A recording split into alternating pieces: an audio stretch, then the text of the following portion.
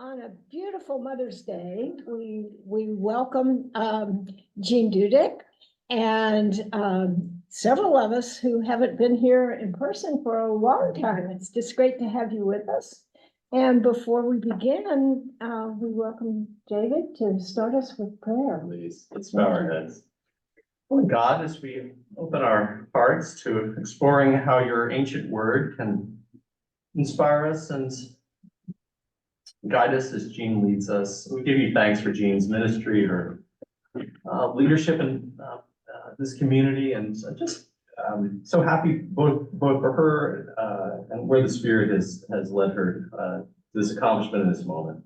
And in our time as a community here, both those gathered in this room and those gathered around the country on our live stream Zoom, we are grateful for the time together. Bless Jean and bless our time together. In Christ we pray. Amen. Amen.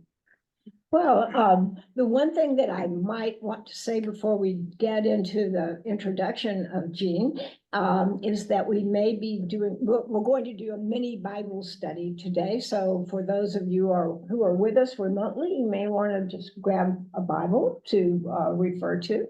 And then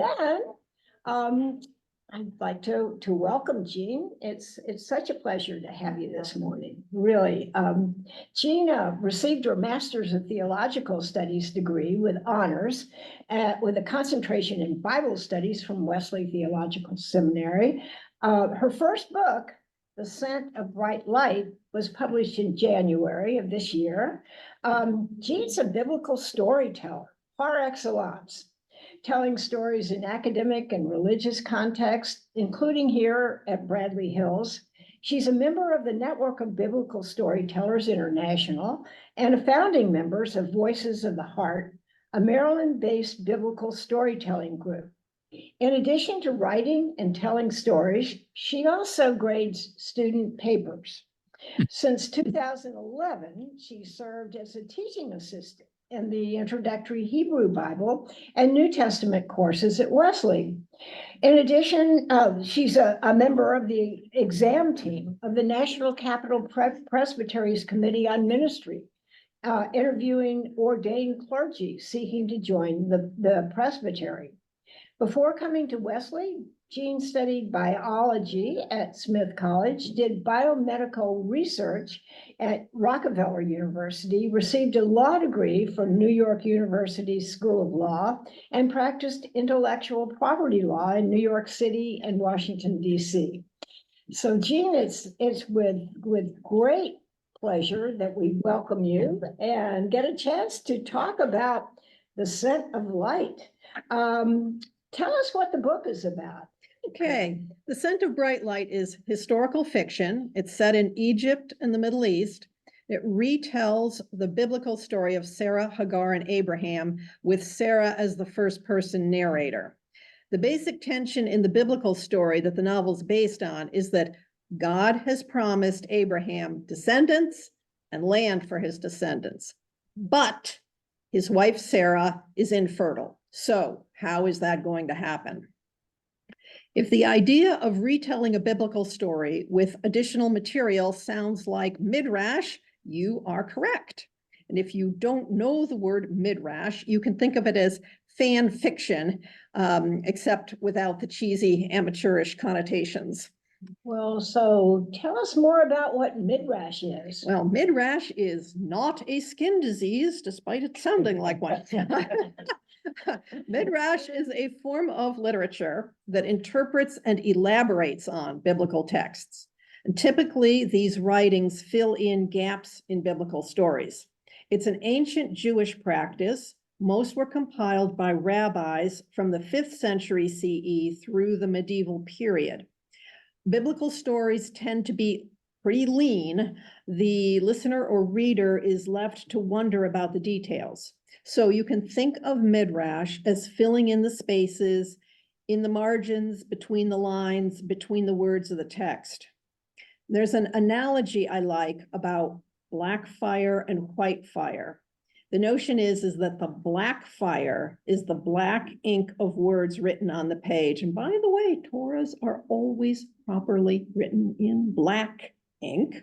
The white fire is the spaces between the letters, between the lines, around the margins. So you can think of midrash as the art and play of the white fire. Midrash is not supposed to directly contradict the biblical text, and I don't think I did, although I likely contradict some people's assumptions about the relationship between Sarah and Hagar, to whom I have given Hagar an Egyptian name, Tasheret, so you may hear me use that word, Tasheret, for her. But Midrashim do not need to agree with each other. So if you don't think Sarah would have done something, or you don't like something I have to share it do, you can write your own midrash. Okay, so what does this title mean, Ascent of Bright Light? It is an odd title. It's what the main characters of Abraham, Sarah, and Tasheret perceive when they get a message or vision from God. So I wanted something transcendent, outside of logic, something that can't really be explained, sort of like God. Sarah speaks of feeling the presence of God suddenly when she inhales, which means it's as simple as breathing and as inevitable and unavoidable as breathing. And since the title is kind of baffling, I tried to explain it pretty early in the book, I think like page 22. Okay, your story of Sarah and Hagar is presented as being a mother-daughter relationship. Tell us about that. Okay, well, first, let me ask, can anyone think of a story in the Bible about a mother-daughter relationship? Well, yeah.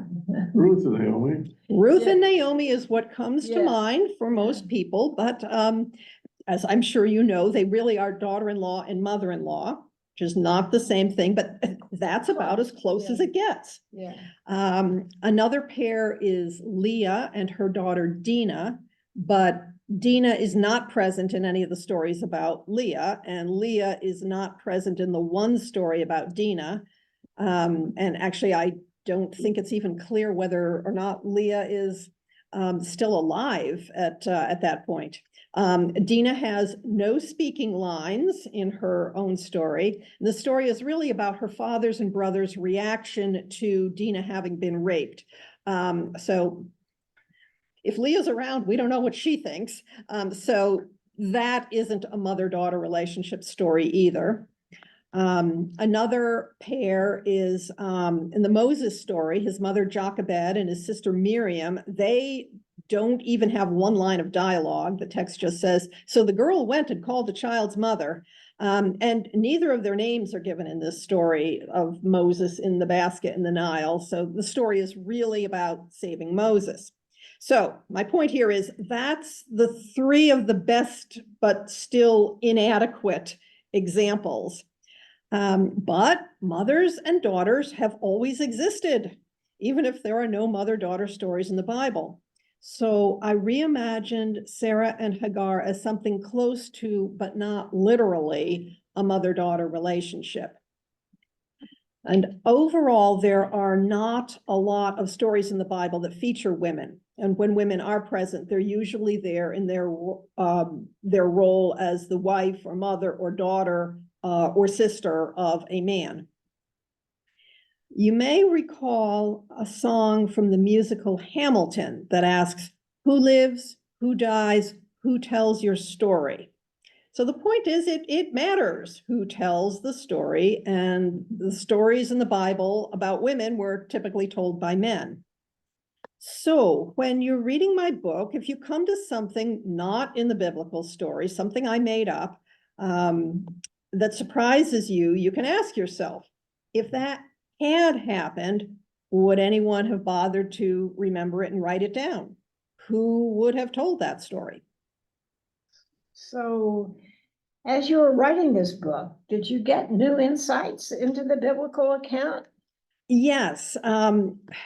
I was really digging deep into the text, and even though I kind of thought I knew the story, I would, go back and check it and go, oops, got to redo that. But the major thing I had an insight about was I realized how little Sarah and Abraham knew about God. They don't have the law of Moses at this point, and there's no reason to think that they would have known the stories in Genesis 1 through 11, stories like the two creation stories, the Noah story, the Tower of Babel story. And they certainly did not have Paul's letter to the Romans to explain it all to them. Okay, well, so the book focuses on Sarah and Hagar or Shuri. Who I made it up, but I actually don't know how it's supposed to be pronounced. I say, I say to share it. To share, okay. So who is the most interesting minor character in this story? Okay, in my opinion, that would be Eliezer of Damascus. He's only mentioned a couple of times in the biblical story. One point is where Abraham complains to God that he is childless and that his heir, a slave born in his house, Eliezer of Damascus, will be his heir. That's in Genesis 15. Later on in chapter 24, Abraham sends, and the Bible says, his servant, the oldest of his house, who had charge of all that he had. Eliezer is not named in that part of the text, but interpreters have traditionally assumed that that's who it is. So you figure Eliezer of Damascus stood to inherit and inherit a lot from Abraham, but he didn't. And we don't hear much from him in the Bible about what he wanted or hoped for or expected. He does have many speaking lines to Rebecca and her family in connection with looking for a wife for Isaac, but everything that he says is specifically about the task he's doing for Abraham and Isaac. So we don't really get inside his head very much. And I recall that years ago, I saw a painting in some art museum titled Eliezer of Damascus. And there wasn't anything distinctive about this portrait. It could have been titled Moses or Jacob or Jeremiah or generic old guy from the ancient Near East. And I thought, I've never seen another painting of Eliezer of Damascus. No one ever thinks about him.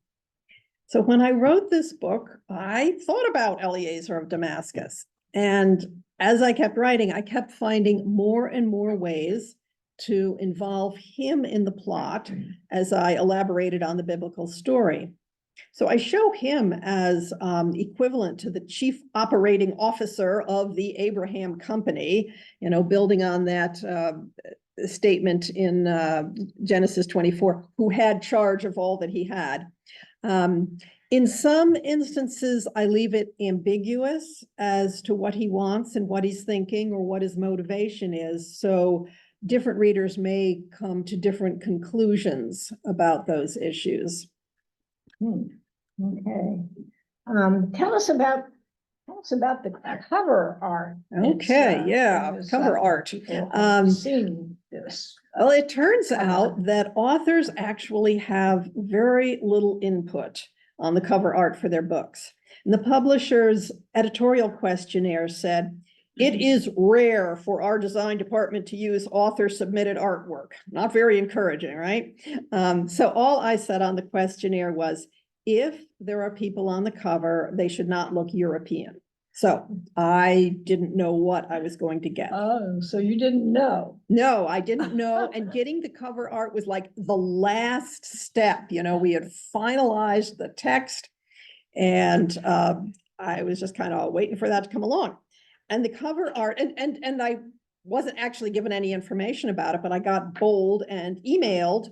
You know, I could see who the cover, you know, designer was, and I emailed and asked and found out that the cover art is a painting titled An Egyptian Pot Cellar at Giza. And Giza is the place where the pyramids are.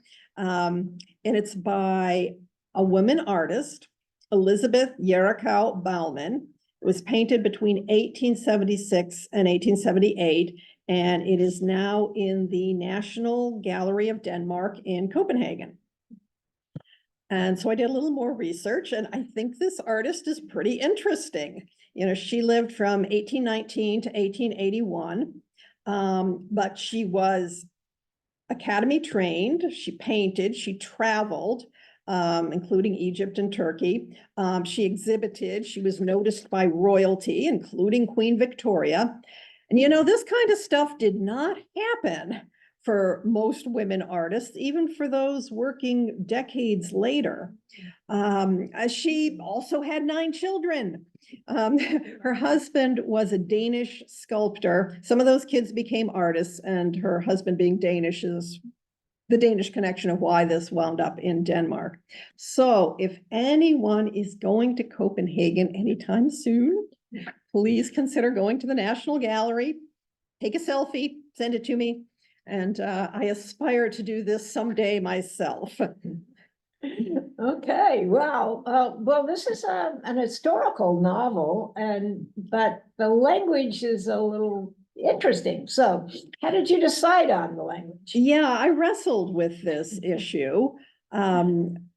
If you're writing a novel set in, for example, the time of Shakespeare, or if you're writing a faux Jane Austen novel, you can look up a word in the Oxford English Dictionary and see when a word first came into use. So you can, not use anything more modern than your period.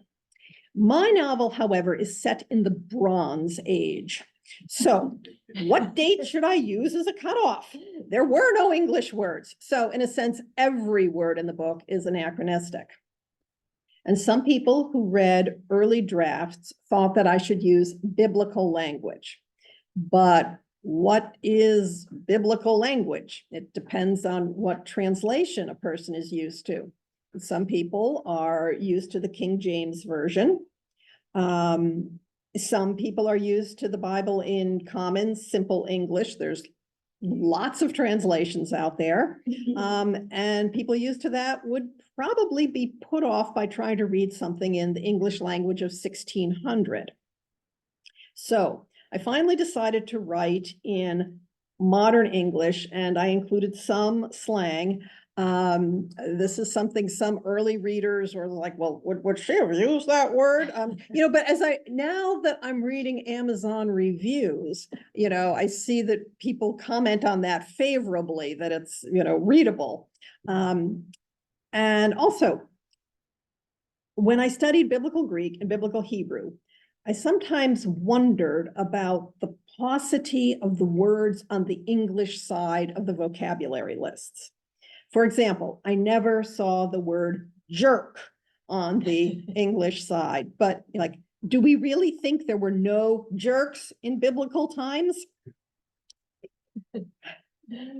So I saw Sarah as a wisecracking, smart woman, even though she and nearly everybody else in the book is uneducated.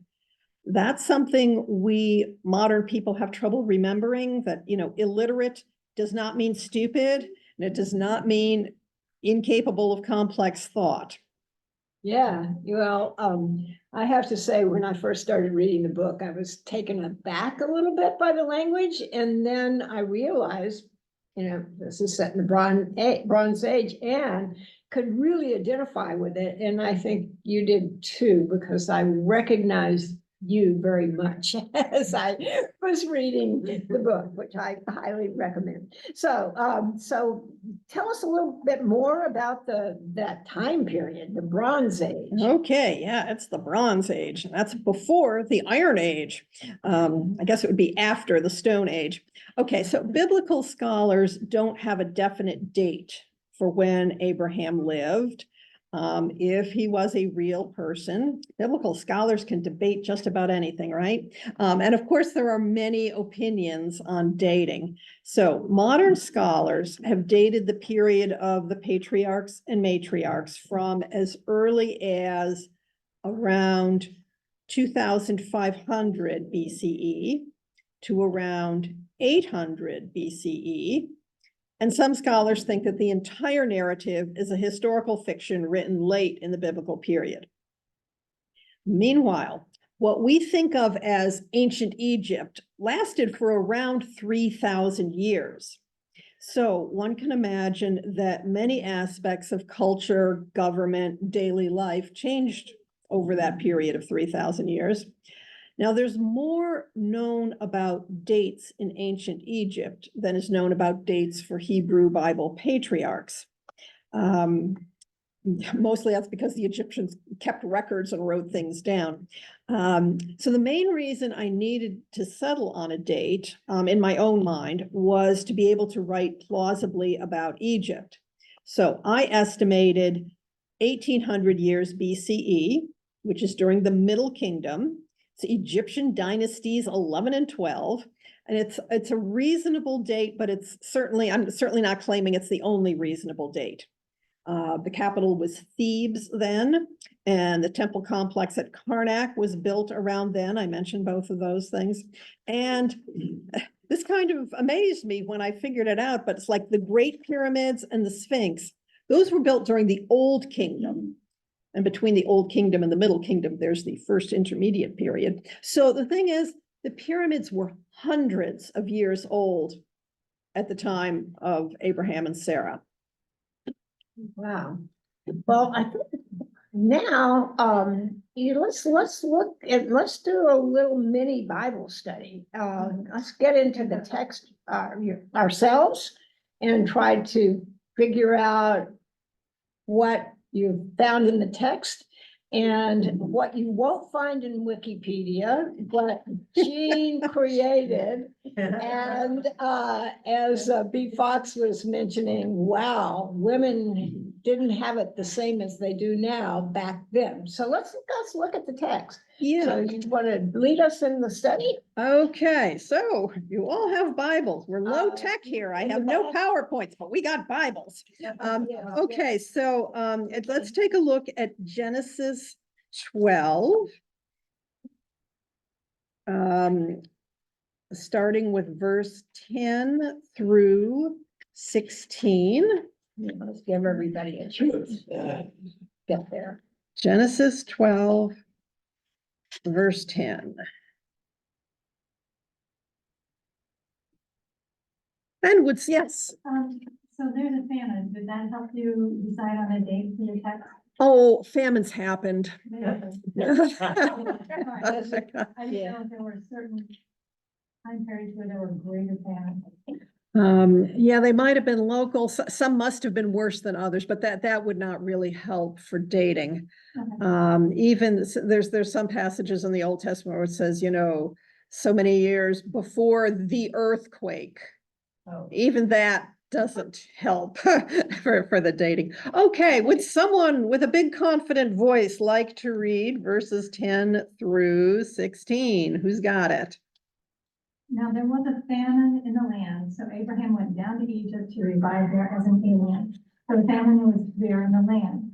When he was about to enter Egypt, he said to his wife Sarah, I know well that you are a woman beautiful in appearance, and when the Egyptians see you, they will say, this is his wife.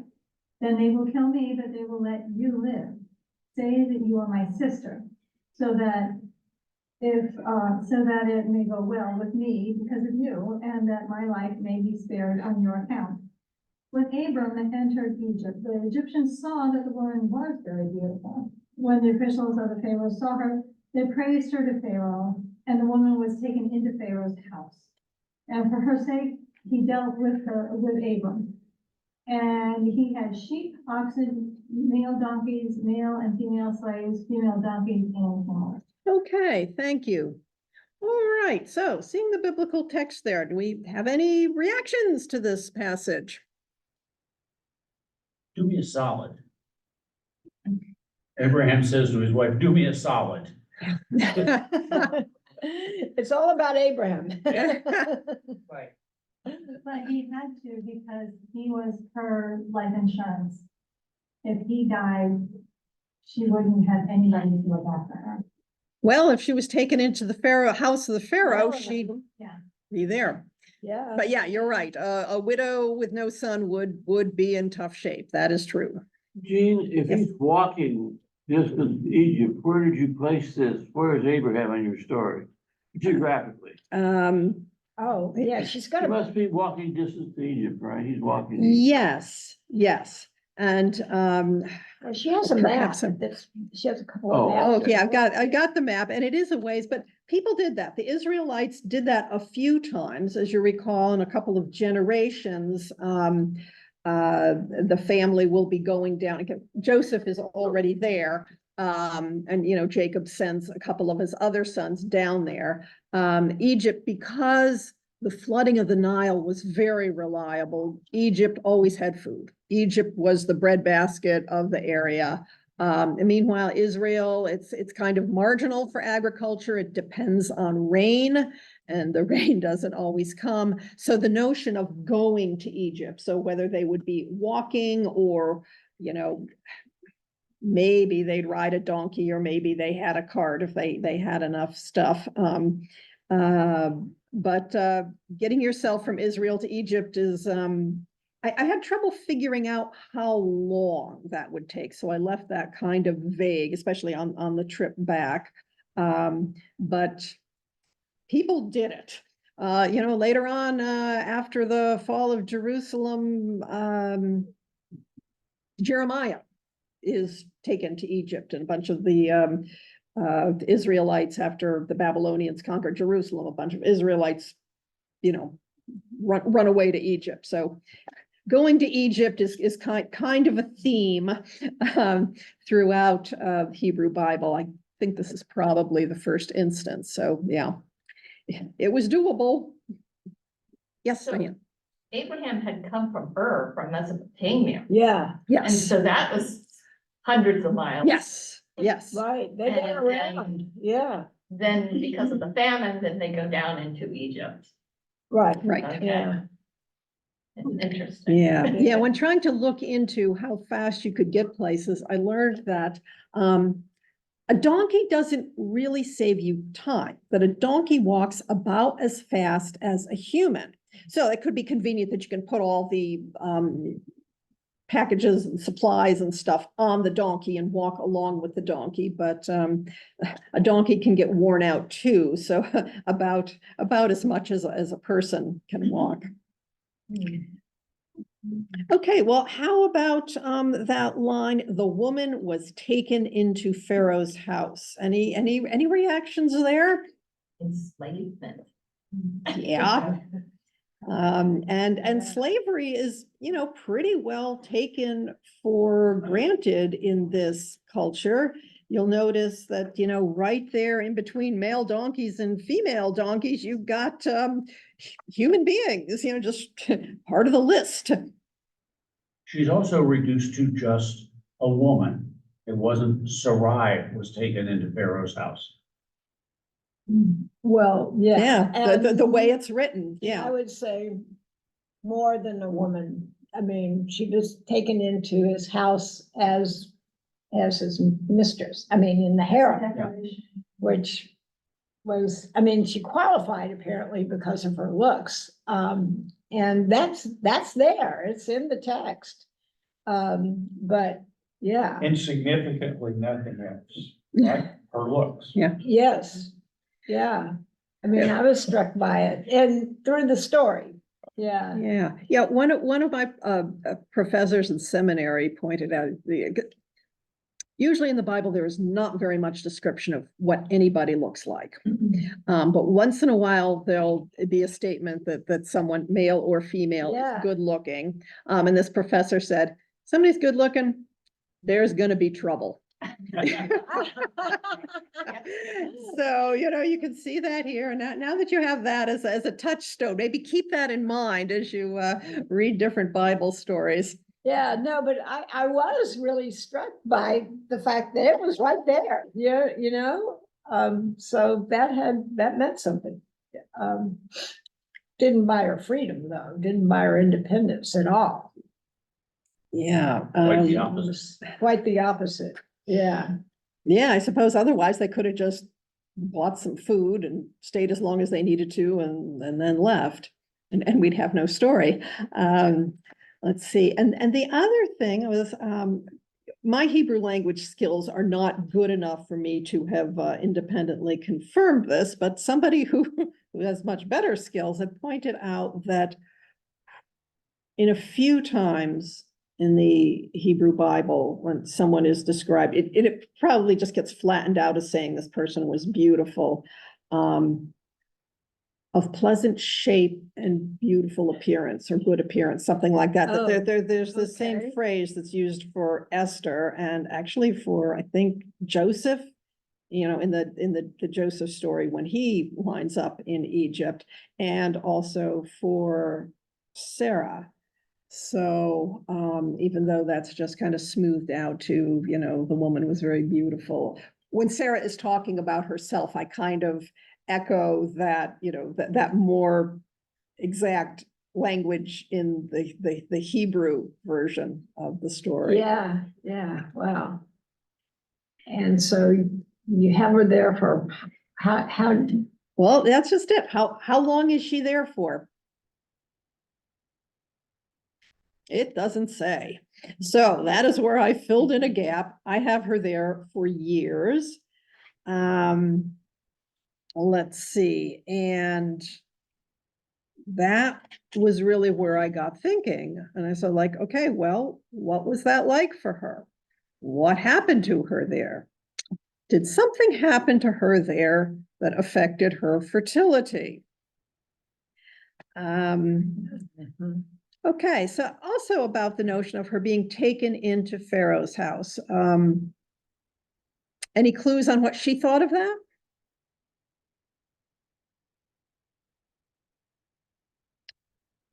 well, it definitely looks like a negotiation in, you know, so we don't know what she thought about it, but it looks like Abram was going to enrich himself through her. Yeah, because the very next, and instead of, you know, just like she's taken into, you know, Pharaoh's house, and then the very next sentence, rather than saying anything about her in Pharaoh's house, the biblical text gives us this long list of stuff that Pharaoh gives Abram.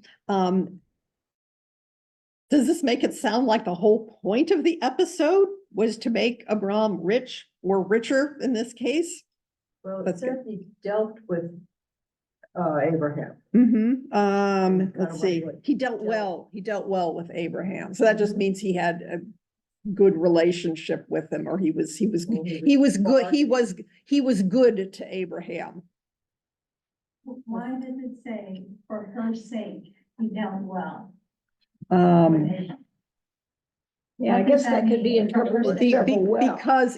Because of her. It's so more that- I because, think not for her sake. Yeah, you know, because of her, I think that's just the way, maybe that's a more literal translation of, the way the Hebrew is. Let's see, okay, for her, yeah, so because of her, he treated Abraham well, or Abram well. So I think the implication there is that Pharaoh is pleased with Sarah. Jean, you know, the Lord vassal concept comes about in the Middle Ages, but essentially that's what happens here, isn't it? Yeah. That Abram would be essentially pledging loyalty to the king, and in return, the king can have whatever he wants of Abram's, and in turn, he will gift certain things to Abram. Yes, Basically. yeah, basically, yeah, and that, yeah, whether it's the feudal system of the Middle Ages in Europe that we might be a little more familiar with, or the way things were back then, just the social stratification, the social reciprocity, you know, the rich or powerful person does things for other people, and those people are supposed to be loyal to. You see this in Roman culture. You can see it happening in the New Testament, and also here in one way or another. It's like it's kind of understood the way a relationship is supposed to work. Yeah, Steve. Can we read anything into the order of listing the things that the Pharaoh gave Abram? Not that I'm aware of. Do you have an idea? I don't have an idea, except that it really struck me that male and female slaves are bracketed by two genders of donkeys. Yeah, yeah. You know, Important. yeah, the notion of, slavery just being so taken for granted.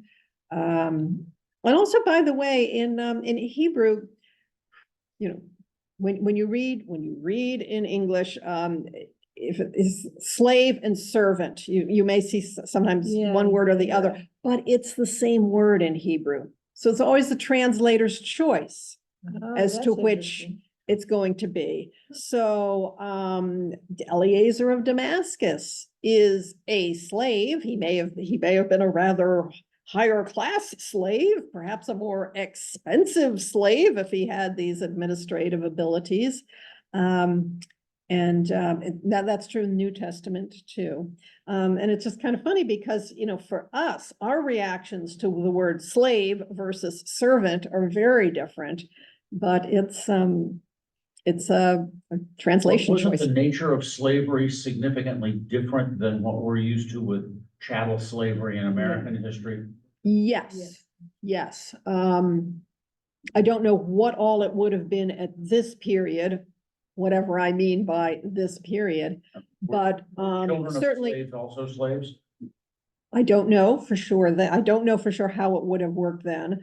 But I do know, like in New Testament times, and this may show up in some of the letters of Paul, but in New Testament times,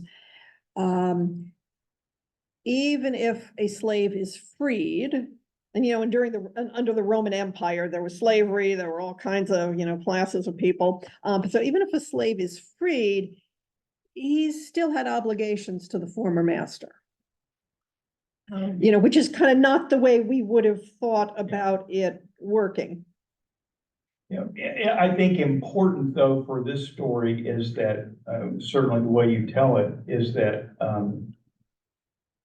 the children of slaves in the house of Pharaoh were considered to be Pharaoh's children. And so they were not allowed to just be free. They were essentially, Pharaoh's children. And treated differently than a normal slave would be. So, Yeah, and the Pharaoh's children, might have different status depending on who the mother is, because there were many wives and concubines, so there would have been some sort of, pecking order of, who was important. And I sort of bring that out a little in the in one of the harem scenes where there's one harem woman there who really was a princess, and she considers herself better than anybody else. She's not very popular with the other ones, but Sarah does has I don't know what Pharaoh told her father or what her father told her, but she obviously thought she was going to be a lot more important in the Egyptian hierarchy than she turned out to be. And she was not happy about, being off here in the harem with, I think I left this phrase in, a couple of no-name cuties like me and Bibi, who is Tasheret's mother. That was a modern slang term that I was pointed out to me. I think I put it in, took it out, put it back. I'm not sure if it's still there or not. Yeah, so there would be, this woman was a princess. She was the daughter of a king, and she kind of winds up having no life whatsoever, being imprisoned in the harem. Since you mentioned the list of stuff, I wanted to point out something about anachronism in the biblical text itself. And one example is in that list of gifts, because it includes camels. That's the last thing.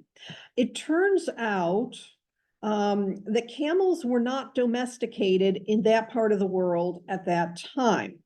So some scholars think that the story was written down much later when people did use camels. And apparently they just couldn't imagine that, people in Abraham's time did not have camels. So I knew that. But I decided to keep the camels in the list of gifts, and I mentioned camels in other parts of the story. But let me ask, did anybody know that camels are an anachronism? No, Um, I'm shocked. Yeah, Can't so, imagine not so having them. so I decided to keep them in because I thought that, at least some people might be familiar with the biblical text. The biblical text says camels. And our own Michael Gibson here, who has also written historical fiction, gave me the advice that for historical fiction, it doesn't need to be true. It just needs to be plausible. So I concluded that people would not find it jarring for me to be talking about Abraham having camels.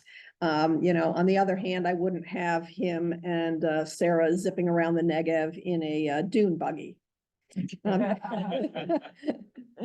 And actually, one of my blurb writers here is Amy Jill Levine.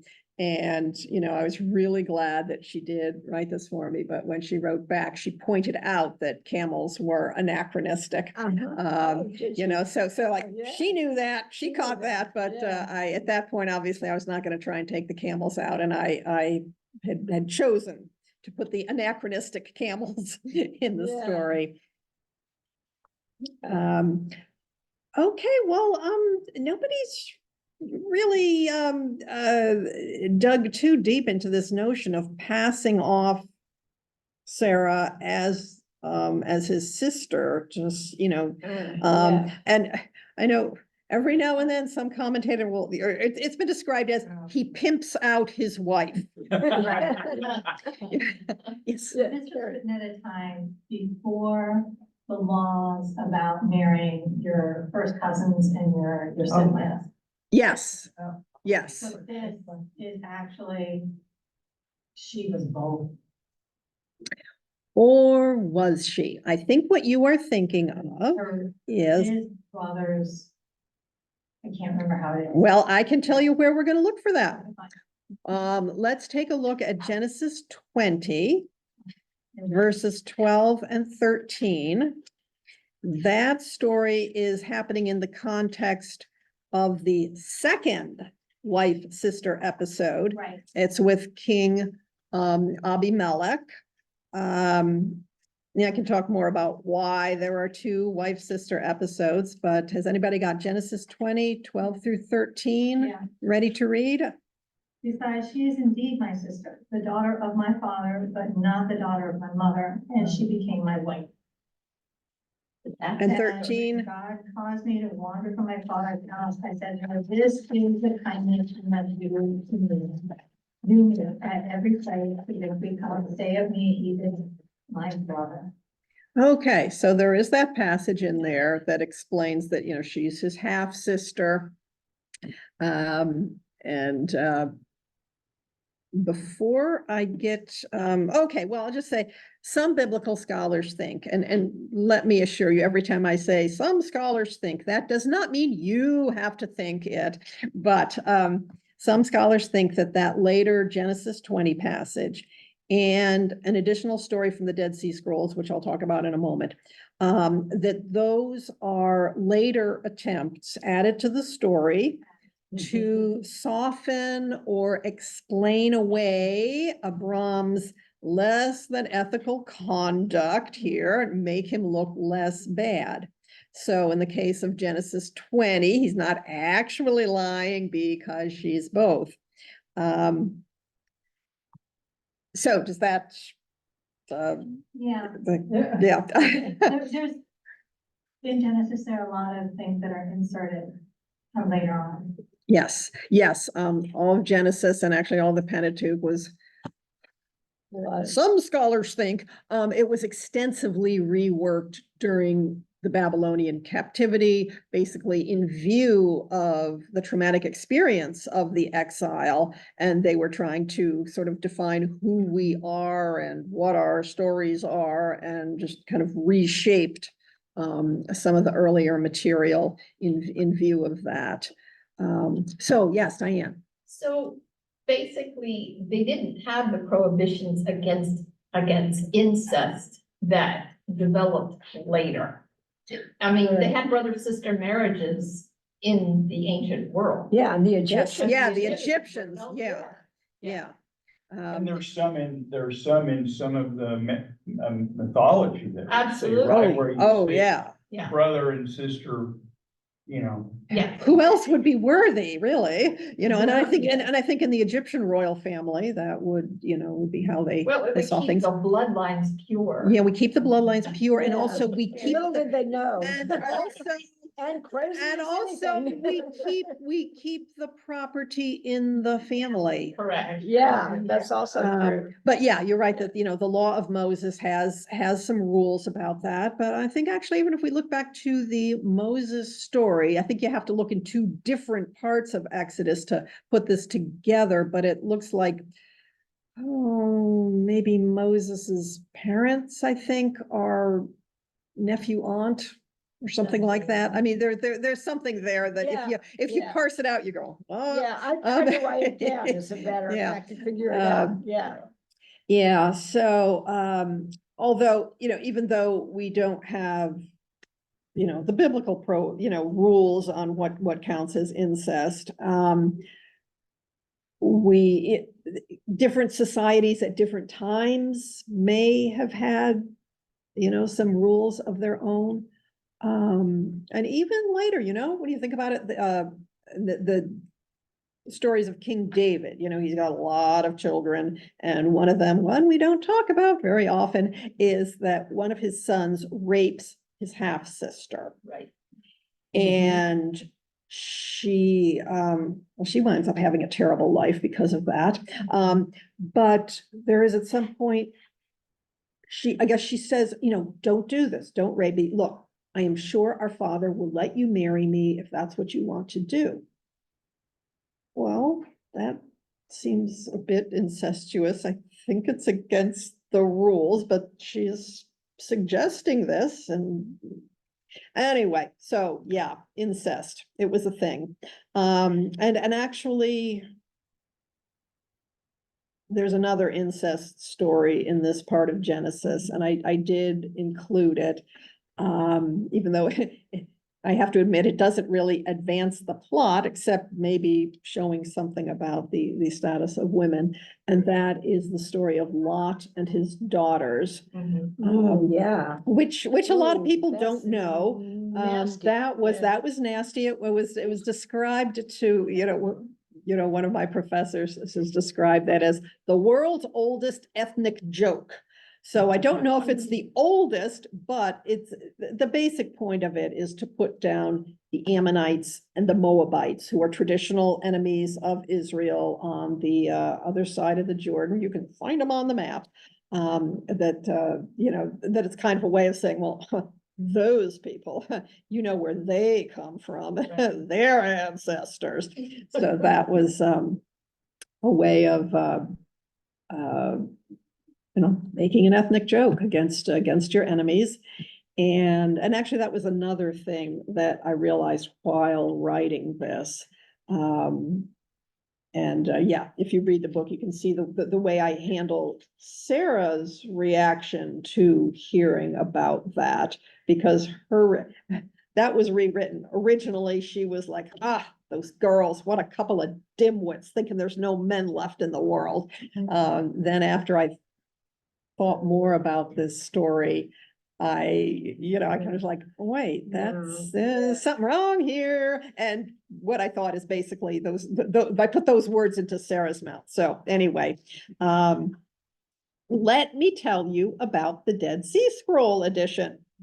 Every now and then in adult ed, somebody goes like, oh yeah, could we have a session on the Dead Sea Scrolls? So I think, you know, people are generally interested in the Dead Sea Scrolls. And throughout the book, I use a metaphor of two trees that grow from one root. And I really love that metaphor, and I didn't make it up myself. One of the Dead Sea Scrolls has a copy of Genesis that includes an addition to the story that is not found in the canonical text. And I'm always interested in manuscript variations. Did you know there's other words to the Lord's Prayer? Okay, so in this Dead Sea Scroll, Abraham has a dream about a cedar tree and a beautiful palm tree. Men came to chop down the cedar tree so the palm tree could be on its own. But the palm tree spoke up and said, "Do not chop down the cedar tree because both of us have the same root." And the palm tree said, "Whoever chops down the cedar tree will be cursed." So the cedar tree was left standing because of the palm tree's protection. So Abraham understands himself to be the cedar tree and Sarai to be the palm tree. And That refers to his two sons, his first and second son. no, well, I guess you can Yeah, we interpret the couldn't dream get that way, but it. that is Abraham's understanding of that dream. Okay. Okay, is that the palm tree is to, protect and save the cedar tree. And I first heard that cedar tree and palm tree story a long time ago when Professor Alice Bellis came to my church to teach an adult education session. And this was years before I thought of this in the book, but somehow it is stuck in my mind. And Dr. Bellis is a Presbyterian pastor here in this presbytery, and she teaches Hebrew Bible at Howard Divinity School. When I contacted her in connection with writing a blurb for my book, I told her that I had used this little extra bit of a story from the Dead Sea Scrolls that she had told us about. And here's the thing is, she said she remembered coming to my church, but she had forgotten that story about those two trees with one root. So I'm bringing this up because maybe this says something about memory and oral transmission of stories. She forgot it. Maybe I remembered it wrong, but since we live in a literate age, I found a book and I looked it up. And I found that book about the Dead Sea Scrolls right here in the library at Bradley Hills. So my thanks to whoever organized the library. It says like Dead Sea Scrolls there. I was like, okay. So anyway, like I said, some biblical scholars think that later Genesis 20 passage, she's my half sister. And this story are attempts to kind of explain away what Abraham was doing, either in the case that she really was a half sister, or he has a good reason, because dreams are from God, in the case of the Dead Sea Scroll text. So, are there some general questions about the book, about things I've said, about the biblical passages that we've looked at? We have a little more time. Yeah. Yes, Steve. Let me put my ignorance on full display here. Between chapters 13 and 20, question about names. Chapter 13, we've got Abram and Sarai. Mhm. In chapter 20, it's Sarah and Abraham. Right. What has happened? What has happened? You are absolutely correct that it changes. And what has happened is God renames them. And where does that happen? It's about 17 or 18. I was guessing Yeah. there was some kind of an It's intervention. Yeah, there was. No. 17:15. Yeah, 7:15. God said to Abraham, "As for Sarai, your wife, you shall not call her Sarai, but Sarah shall be her name."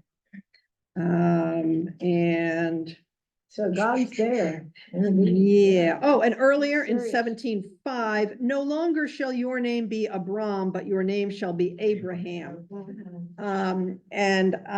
Okay, well, first of all, at that point, when God changes their names, I changed something else. Some readers catch it, some don't. Oh. So you can keep an eye out for that. And the other thing is, I allude to that early on when Sarai is in the harem. She's talking about her life, that she just has this feeling she is supposed to have Abraham's children, and she knew this. She didn't know how she knows, but she knew it like she knew her own name. Ah, And after this incident where they have, because this is the really big conversation with God, where, you know, God has been talking to them, God has been promising things to them. This is the first time God puts a due date on, you know, having descendants. He was like, yes, you'll have many descendants. Now he's saying, in a year from now, this is you know, gonna happen. this will happen. And so anyway, after what I have, when Abraham and Sarah are talking about this, after this big revelation scene, you know, Sarah is thinking to herself, okay, so now my name's Sarah. It's like, is that all I needed to do to become pregnant? If only I'd known that when I first got married. So anyway, that's the name choice. Yes? And have a boy, girls don't count. Oh, yeah, you know. Also, yeah, I just applaud you because, you know, when you think back on it, even though the males were doing the business negotiations, whatever, you know, that relationship with the mother was vital. And it's really very important. And the other part of it, you haven't mentioned much here this morning, but you definitely show in the book that she was a midwife par excellence. I mean, she basically apparently was really accomplished at this. Ironical, given that she wasn't fertile until when she was 100, whatever. But you think back about the role of women and that role of the midwife. I mean, birth is still a very chancy thing these days. And so you seem to write that up very clearly. Yeah, I'd come up with that midwife thing because I had, you know, kind of imagined her as being pretty type A, and she wants to have these children and she's not having these children. And so her thought is, if I can't be doing, I can be learning. I am going to learn as much as I can about pregnancy, childbirth, infant care, so that I can be the best mother when I do this. And that she points out, you know, so she said, you know, an expert midwife, and notes, this is something that was never written down about me. Again, it's like, if this had been true, because of course this is something I'm making up about her being a midwife. If this had been true, would it have been mentioned? And also, as someone has noticed, you know, they travel a long way. So I figure she can be learning different customs, different lore, different mythology about pregnancy and childbirth from a lot of different people groups as they move along. Including a lot of herbs. Yeah. Oh, that yes. was That interesting. can Yes. be used. Whoa, yeah. Did you watch the series called The Midwife? The reason I asked that question, No, I didn't. I kept No. thinking when I Well, was it was reading like, through yeah. this, man, you must have read Called the Midwife. Right, yeah, There's so much about this that, yeah. was familiar to me because I've read that. I've been watching this. No, I hadn't read that, but It's really a I good did. series, Yeah. Yeah. Yeah. I did ask my gynecologist about umbilical cords being wrapped around the neck. I said, you know, could it be 3 times? Can that, you know, just, you know, that it could, you know, obviously that would be rare, but it's shown as rare in this situation. But that is possible.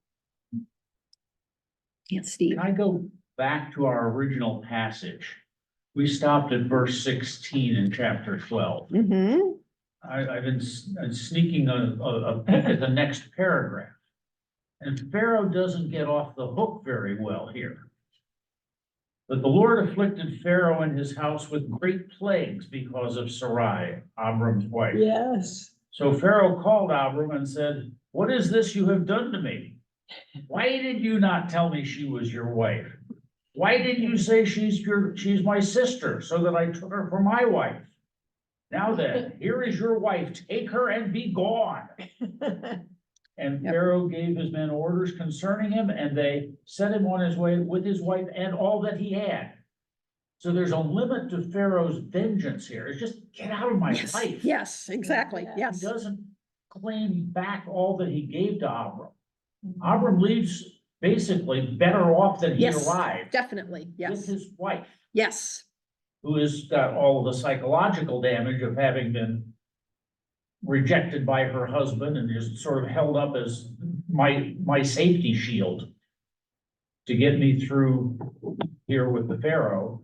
And then the Pharaoh has gotten called out for having taken another man's wife, even though he didn't know it, had no reason to. Yes, he's quite a bit more Yeah. moral here about Yeah, like. all of a sudden. Well, he'd been. He had also, but he'd also been afflicted with these plagues. And he didn't know, I mean, he's He did. associating Abram somehow with these plagues. He had been afflicted previously with plagues also, or just these? Just With these, but these. I'm But saying, this is. after all- Abram shows up, Right, and he's Yeah. like, and he makes that linkage. correct, and if Yeah. he were to retract that, hold back the thing and not go forward with the deal he made with them, he could have had, the plagues could have continued. Yeah, I suspect that, I assume that's what was going through Pharaoh's mind, I don't know. Yeah. That Oh, was- right, we can only guess what's going through Pharaoh's mind, and, does this scene remind you of anything else that happens early in the Hebrew Bible? Well, Moses. Moses, Yeah, that's Moses, right. yeah. This is seen as this scene as sort of like a prefiguring of the Exodus. You've got plagues, not that we go into a lot of detail, and Pharaoh says, go. And so that exit from Egypt is, and when I wrote this up, I use a few phrases or themes or things from the Moses Exodus, which, you know, Yeah. the book is based on this little section of Genesis, but there are subtle references to other parts of the Bible throughout. Yes, you'll catch more or less of them depending on how well you know the Bible. So have fun. Well, and we hope that there may be a few more books to come from you, Jean. Our time is such that we can't hear about your practices for our plans for the future, but this one has certainly grabbed our attention, and if you haven't read it yet, I highly recommend it. And we just thank you so much, and I have a feeling there may be more to come. Okay, well, Yeah. someday, yes, and thank you very much for your kind introduction and your help with this and giving me the opportunity to talk about this. Yeah, well, given that we've been talking about the status of women in the Bronze Age, we might want to jump to the current status. And our fellow member, Pat Stalker, is a delegate to the United Nations Committee on the Status of Women globally. And she's just returned from a meeting about a month ago, and will be giving us a report next week to hear about, what's going on, the positives and negatives in the world with respect to what she learned at the meeting. So we highly encourage you to come. And also next Sunday, between 3 and 5, the Intercongregational Committee is going to be featuring a workshop. We couldn't have enough of these, how to have conversations with friends on difficult topics. And so this is something that, I know there was a deadline, but you may, if you haven't signed up, try to sign up. It looks like a very worthwhile topic, and we'll be following up on this, I think in adult ed and in future sessions later on. But thank you all for joining us, and Jean, thanks so much. We look forward to happy Mother's Day for all, and the dads who are supporting. Thank you. Let me see who's on Zoom. I saw. Gene, I didn't get a chance to tell you this, but I was just thinking while you were talking about Midrash, and that is that in a lot of ways, Bob Dylan's Highway 61 Revisited is Midrash about the killing of, the attempted killing of, Isaac, Yeah. right? Yeah. And his name's Zimmerman anyway, right?